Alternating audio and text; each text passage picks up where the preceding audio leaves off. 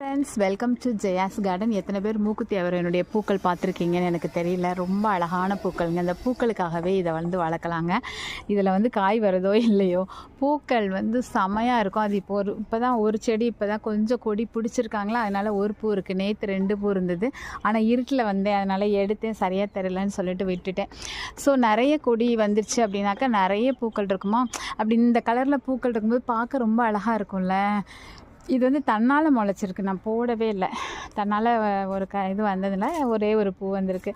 சரி, பார்க்க அழகாக இருக்குதா, உங்ககிட்ட காமிச்சிடலாம் அப்படின்னு சொல்லிட்டு தாங்க.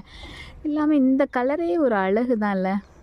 இப்போ பாருங்களேன், இது கேசவர்த்தினி. அதே மாதிரி இன்னொரு பூ இதே கலரில் இருக்கும், வாங்க காமிக்கிறேன்.